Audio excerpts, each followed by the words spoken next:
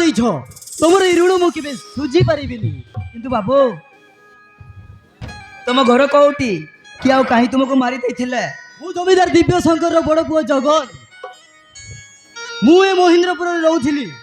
ପୂର୍ବ ଶତ୍ରୁତା ଲାଗି ସେ ଭୈରବ ମୋ ଜୀବନ ନେବାକୁ ବସିଥିଲା, କିନ୍ତୁ ତମ ଦୟାରୁ ଆଜି ମୁଁ ବଞ୍ଚିଗଲି। କିନ୍ତୁ ତମେ?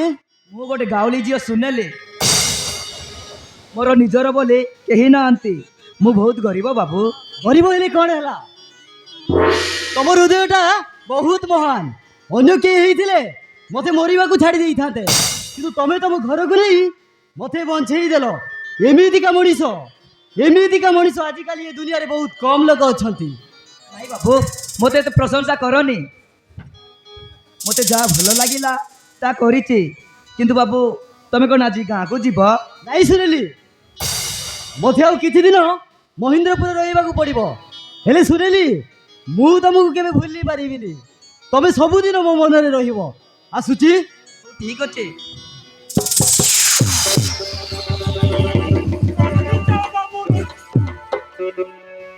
ଏଠାରୁ ଯିବା ପୂର୍ବରୁ ଆମ କଥାରେ ଜବାବ ଦେଇକି ଯାଅ। ତମେ କ'ଣ କହିବାକୁ ଚାହ?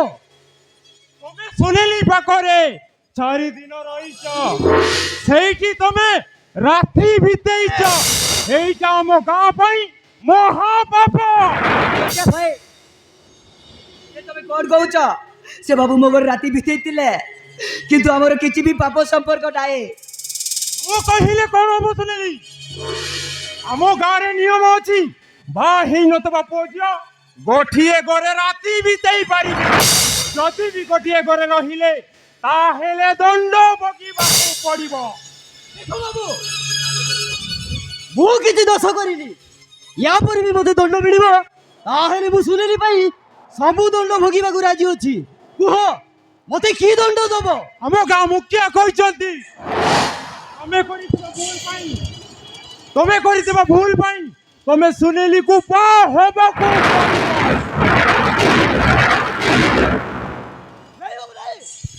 ମୁଁ କେବେ ସୁନେଲିକୁ ବାହା ହେଇପାରିବିନି। ହଁ, ବାହା ହେଇପାରିବିନି। ହବନି। ସୁନେଲିକୁ ନିଆଁ ପାଣିରୁ ବାସନ୍ଦ ପଡ଼ିଲେ ତାକୁ ଏ ଗାଁ ହାରୁ ବାହାର କରି ଦିଆଯିବ। କେମିତିକା ନ୍ୟାୟ ସତ୍ୟା ପାଏ? ମୋ ପାଇଁ ଏ ବାବୁଙ୍କୁ ବିନା ଦୋଷରେ ଏତେ ବଡ଼ ଦଣ୍ଡ ଦଉଛ କାହିଁକି? ସୁନେଲି, ମୁଁ କିଛି କହିପାରିବିନି। ଗାଁ ପଞ୍ଚାୟତର ବିଚାର ହେଇସାରିଛି। ତମେ ବାହା ହବ ନା ଏ ଦଣ୍ଡ ଭୋଗିବ, ସେ ବିଚାର ତ ମୋ ହାତରେ ଅଛି। ମୁଁ ଯାଉଛି ସୁନେଲି।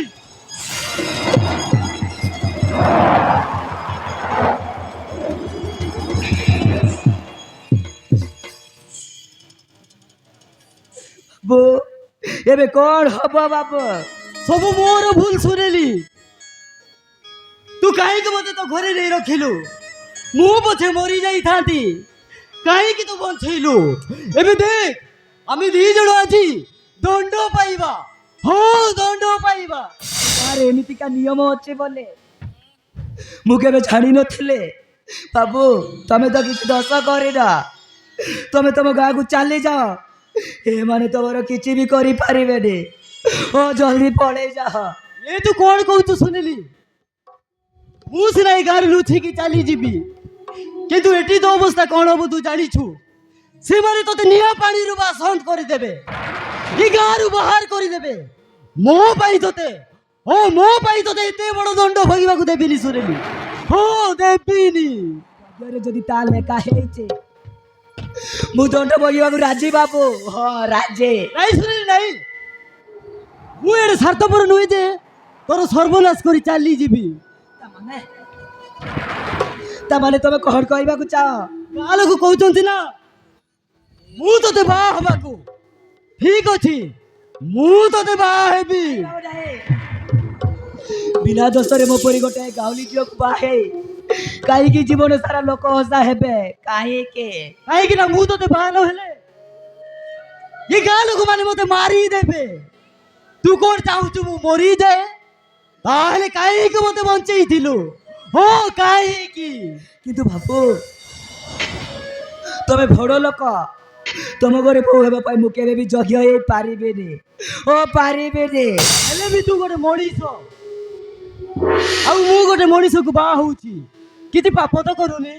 କାହିଁକି ବାବୁ କାହିଁକି ମୋ ପାଇଁ ତମେ ଏତେ ଲୋଭ କରୁଛ? କେବଳ ତମ ପାଇଁ, କେବଳ ତମ ପାଇଁ ମୁଁ ଆଜି ନୂଆ ଜୀବନ ପାଇଛି। ଏ ମନ ଜୀବନ ସବୁ ତମର। ଗାଁ ବାଲା ଦଣ୍ଡ ଦେଇପାରନ୍ତି, କିନ୍ତୁ ମୋ ମନ ବି ତତେ ନିଜର କରିବାକୁ ଚାହୁଁଛି। ହଁ, ନିଜର କରିବାକୁ ଚାହୁଁଛି। ନାହିଁ ବାବୁ ନାଏ, ମୋ କଥା ମାନ, ତମେ ଏଠାରୁ ଚାଲିଯାଅ। ଓ ଚାଲିଯାଅ। ଠିକ ଅଛି, ତମେ ଯଦି ମନା କରୁଛ ତାହେଲେ ମୁଁ ରହିବି କାହିଁକି? ସେ ଗାଁ ଲୋକ ମଧ୍ୟ ମତେ ମାରି ଦିଅନ୍ତୁ, କିନ୍ତୁ ମୁଁ ମରିଗଲେ ବି ଦୁଃଖ କରିବି। ଯାଉଛି। ରହିଯାଅ, ମୁଁ ତୁମ କଥାରେ ରାଜି। ତୁ ସତ କହୁଛୁ? ଓ ବାବୁ, ଏ ପ୍ରେମର ନିଆଁରେ ଡେଇବାକୁ ମନା କରୁ କରୁ ଏ ଗାଉଁଲି ଝିଅ ସୁନେଲି ତମ ପାଖରେ ହାରି ଯାଇଛି। ମୁଁ ଆଜିଠାରୁ ତୁମର ହେଇଗଲି ବାବୁ। ଓ ତୁମର। ସୁନେଲି, ସୁନେଲି।